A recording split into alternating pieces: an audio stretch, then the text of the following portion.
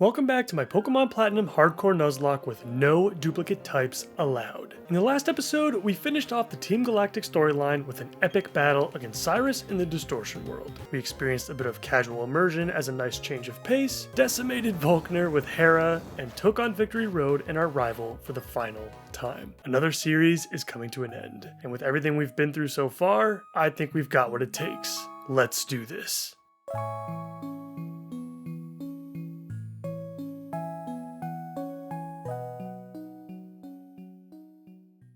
All trained up and with a plan in place, let's go over the final team. Super proud of these guys and how far they've come through the course of the whole series, and overall, I absolutely love what we've got to work with here. Our cold and calculated Hellhound naturally consumes one of our 6 slots with this league push. Hades has always been dominant and consistent, and we're going to need that fire and darkness for the fights ahead. Overall, he's been a good boy. Rocking 4 of the most powerful attacks that you can give to a special Pokemon, our newest team member is ready to dish out some serious damage. Graceful and deadly, I've really enjoyed my time with Aphrodite, and I'm glad I finally got to play with a Frostlass. Our favorite pink slug is coming as well. Demeter has really come into her own recently, fitting in with the rest of the gang in ways that maybe weren't so apparent earlier in the run, but I think we've all grown to appreciate the role she plays a lot. Dionysus finally makes his return to the team, and it's been an awful long time since he's seen any significant action. Hades was particularly happy to see his old buddy, and I am right there with him. U-turn and Captivate should be particularly useful tools for the challenges coming up. While lacking a bit of personality, I suppose, Hephaestus has been undeniably clutch and has saved us on a few different occasions. I've said it before, but this is the most offensive Bronzong I've ever seen in my days, and it should be exciting to watch what it can do against the toughest obstacles in the game. And finally, you guys know we can't go into this league without our girl,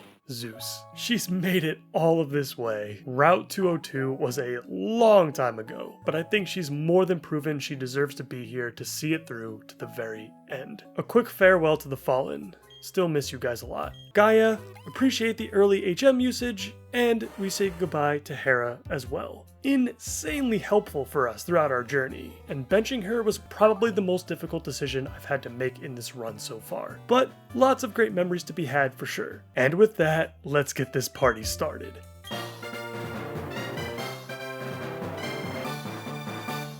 Aaron's up first. Let's do this.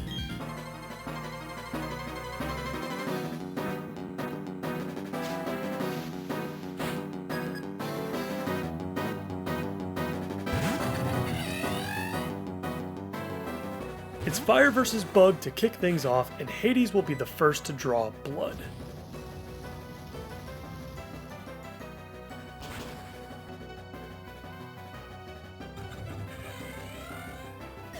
Heracross joins the battle as expected, and it's definitely one of Aaron's scarier Pokemon. One of the bulkier bugs out there, Hades surprisingly can't take it out without hitting a damage range, so I feel like giving Dionysus a chance to chip off some rust from being on the bench for so long would be helpful. Except, I was not expecting Stone Edge there, but I guess Aaron saw a kill, and so it probably was randomly chosen. Sorry Dionysus, probably not the way you wanted to make your return to the team. We took the risk with Fly,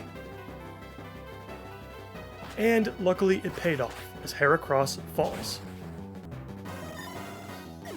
Aaron responds with his ace, and we go for our first U-turn of the run to get in some decent damage while we switch into Zeus for the attack drop. The incoming Ice Fang is very negligible, and we are able to shake off an X-Scissor as we go for Thunderbolt.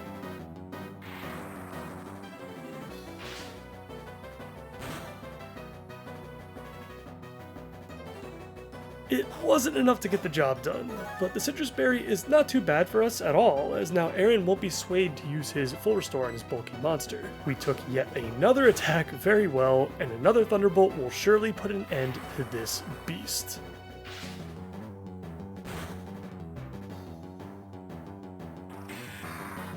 Scizor enters the fight, and this one will naturally go to Hades to deal with. We do get hit with an X-Scissor though. Thankfully, Hades holds on, and Aaron is essentially dealt with. 2 potential losses to crits on Aaron? Not a fan, and I could have put our team in a better position to succeed there without any drama. An important lesson though for sure, as Aaron has a couple of attacks that can cause some serious havoc if not properly anticipated. The level gap between Hades and Scizor is 10, and we still could have easily lost our fire puppy there. Vespiquen isn't really anything worth mentioning if I'm being honest. It's probably Aaron's weakest Pokemon, and the weakest member of the Pokemon League in general. Aphrodite has no issue asserting her dominance as the real queen in the room.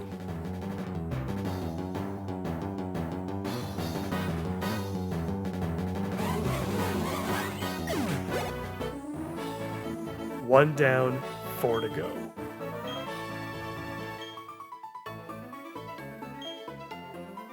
Bertha is up next, and without the choice specs in hand, we may have to get a little bit more creative with this one. Let's see what happens.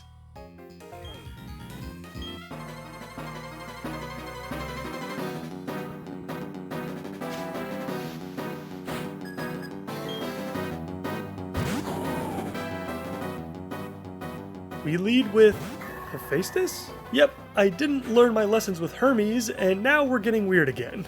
This time with a Sunny Day Solar Beam combo. Yes, on a Bronzong, don't hate, the harsh sunlight has been set up as Whiscash goes for the weakened Aquatail once again. Fire away, Hephaestus.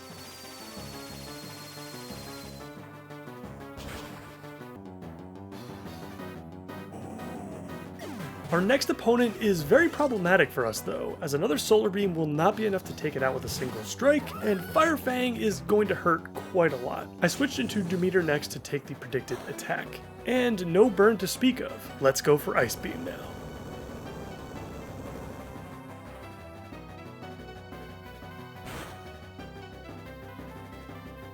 Earthquake deals a decent chunk of damage, and Demeter is able to finish Gliscor off. Hippowdon enters the fight and kicks up a sandstorm for us to navigate through. Luckily, Hephaestus doesn't care about the sand, and Hippowdon wants to put us to sleep. Since Hippowdon can't use Earthquake on our floating bell, I switched into Zeus to deliver an attack drop and withstand a crunch. And then I switch back into Hephaestus to attempt to clear Hippowdon's weather condition so that Bertha can no longer use it to her advantage, particularly with her rock types gaining additional special defense from it. This would begin a series of back and forth between Zeus and Hephaestus as Bertha really wanted to put us to sleep. We were able to set up the sun once again though and remove the sandstorm. And eventually I gave up and decided to let Hephaestus take a nap in exchange for a couple of solar beams.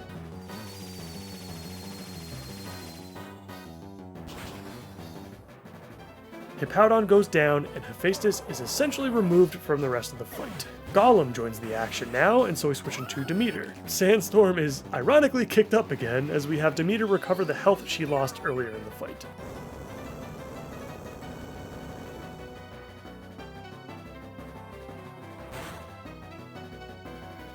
She took the Earthquake on the next turn well, and now it surfs up at the Pokémon League. Despite the bonus special defense provided by Sandstorm, Golem collapses beneath our waves and only Bertha's ace remains. After triple checking to make sure we were faster, yes, we are actually faster, I have Demeter go for what will hopefully be the final attack of the battle.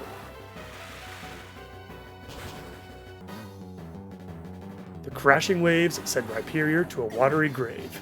I thank you, Bertha, for the interesting battle. We had a lot of fun with that one.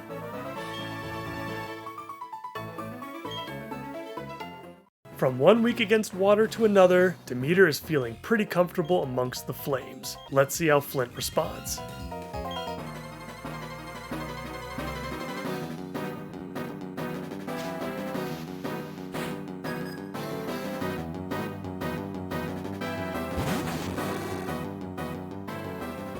We lead with Hephaestus again? Those of you who've been sticking around since the beginning know that this isn't a heat-proof Bronzong, but I did equip the Focus Sash just in case Houndoom gets a crit with Flamethrower, and hopefully we'll be able to set up Trick Room for Demeter to give her the best chance of sweeping most of Flint's biggest threats. The Flamethrower does not crit, and we get to save our Focus Sash for another fight. Trick Room is up, and now it's Demeter's turn to shine yet again.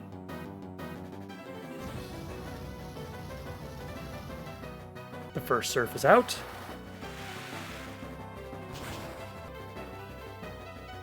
And Houndoom goes down. Naturally, we can expect both Rapidash and Magmortar to appear next, as Flint is going to desperately attempt to deal with our Demeter with Solar Beam. Probably would have been good if Rapidash could set up a sunny day for him, but with Trick Room in place, the only thing he can do is watch as both Rapidash and Magmortar fall.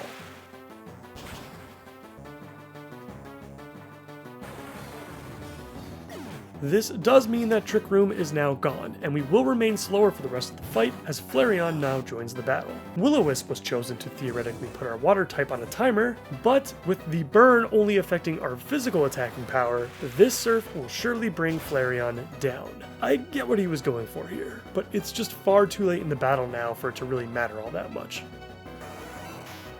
Flint sends in his final Pokemon, and it's time for us to give someone else a turn. And because we can pretty much fully expect either Mach Punch or Earthquake here, Dionysus is the perfect guy for the job. A wonderfully executed clean switch as our purple friend takes flight.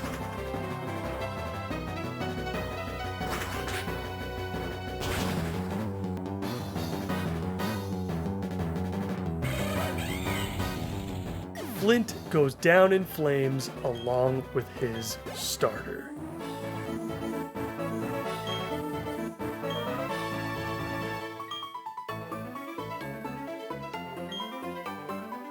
The team is fully intact with only 2 battles to go. Hello, Lucian. Hades has been eager to meet you.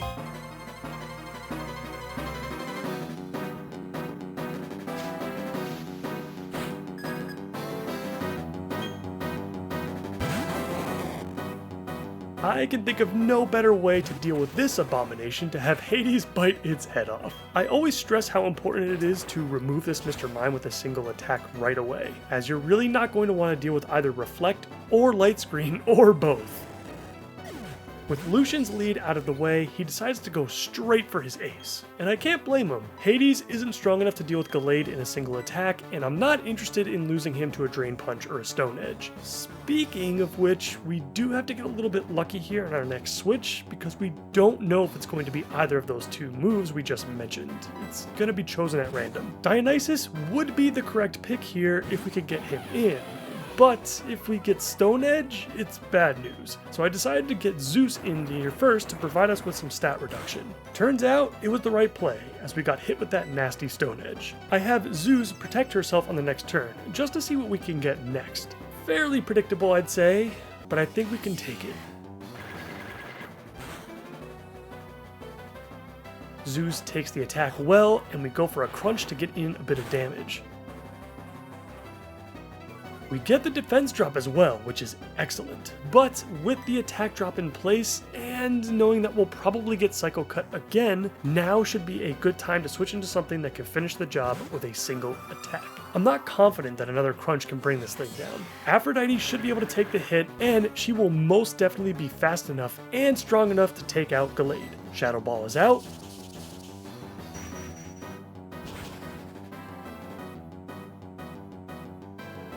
And Gallade is no more.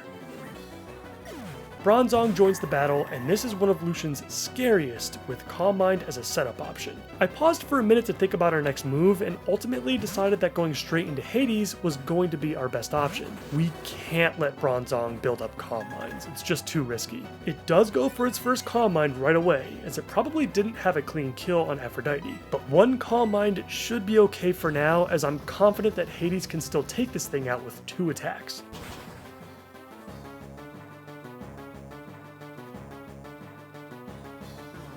We are going to have to deal with that Earthquake, though.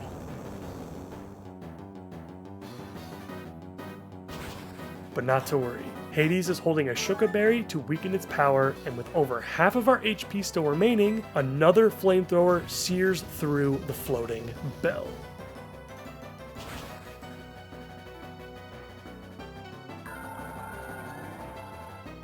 The fast and powerful Alakazam is up next, and even though Hades here is EV trained in speed, he is of the relaxed nature, unfortunately, and that means we are definitely slower here. I am not interested in having Hades take a Focus Blast, so I switch into Dionysus next to soak up the damage.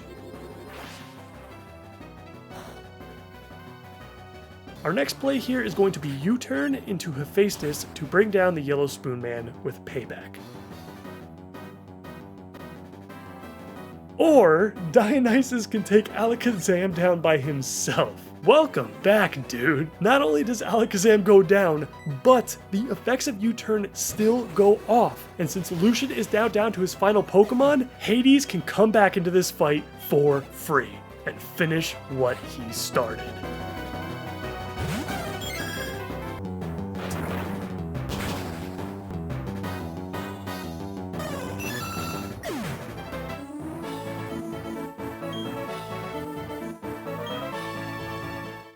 Our starting 6 still remains as we walk into our final obstacle. We've come so far with this group, and I couldn't be prouder of everyone that has helped us get here. You guys know the drill. Whether we win or lose, this series ends now.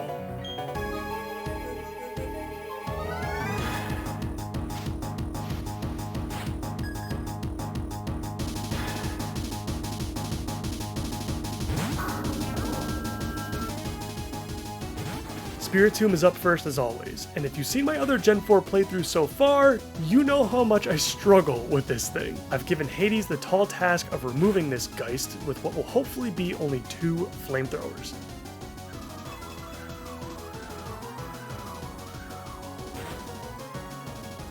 There's no Omni Boost from Silverwind, but now Hades has a range he's gotta hit. Come on, buddy.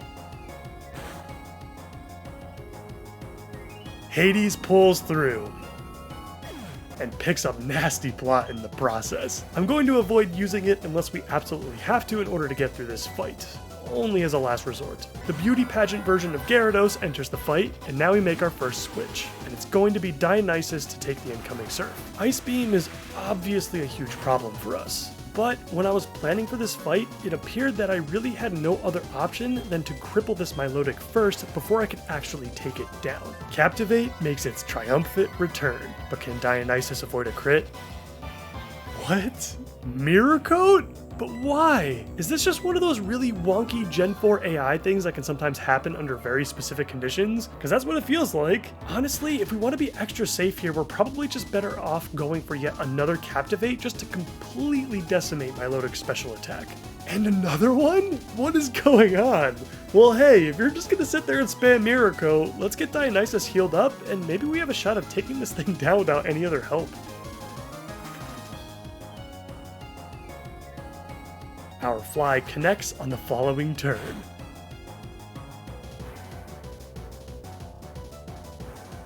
No.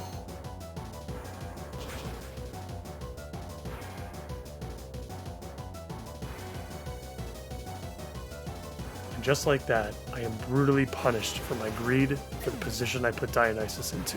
I let you down, buddy. You were awesome, dude, and I thank you for helping us get this far. Our girl is up next. Let's finish this, Zeus.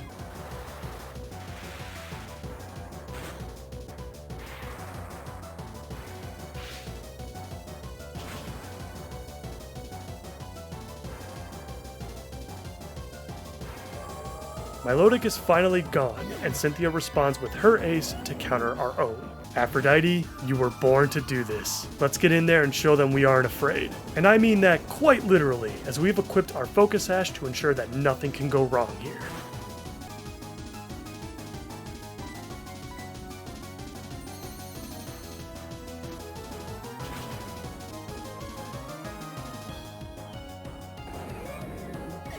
Garchomp has fallen, and now it's Lucario's turn to try to make things difficult for us. And boy does he succeed in that department. Hephaestus makes an appearance to soak up the incoming damage, and then we aim to take our chances with Hypnosis. If we want to keep everyone alive, there just isn't a very clean way to deal with this Lucario, without risking a death to a critical strike. The Aura Sphere deals a massive amount of damage despite our defenses.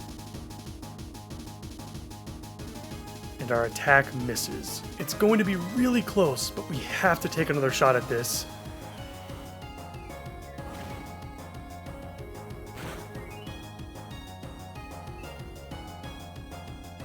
Still nothing. Damn. We're probably better off at this point using Payback or Psychic, I guess. There's nothing else we can do. I'm sorry, Hephaestus. Your sacrifice will not be forgotten. Wait a second. Lucario misses the range. Hephaestus lives and Hypnosis finally connects. This bell is a beast. Get in there, Hades. Put Lucario down.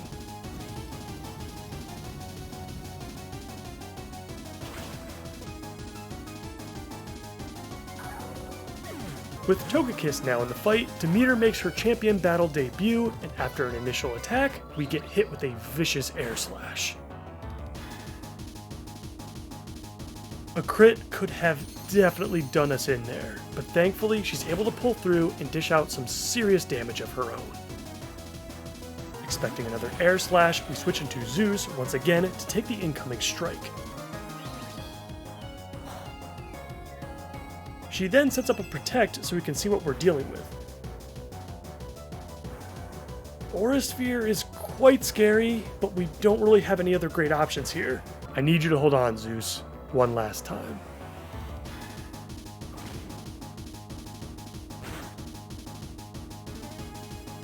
And she does. Shoot that thing out of the sky.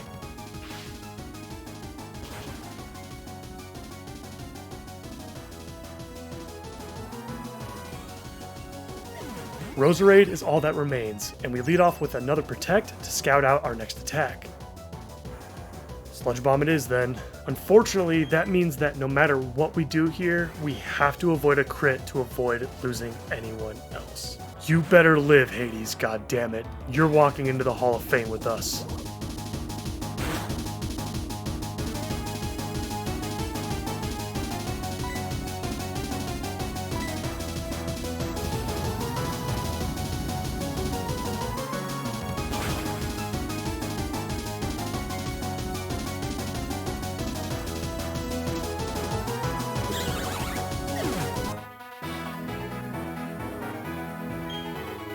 And with that, this series is now over. Another fantastic playthrough is in the books. This run was an absolute blast, and the nicknames worked out super well. I grew very attached to each of our team members in different ways, and I hope you guys did as well. And now, I just want to take this time to thank you for all of your support. Not just for this series, but for the channel as a whole. Your supremely kind comments, personal stories, and excellent feedback are all things that I'm extremely grateful for. Thank you so much for being a part of this. That's it from me. I'll see you next time.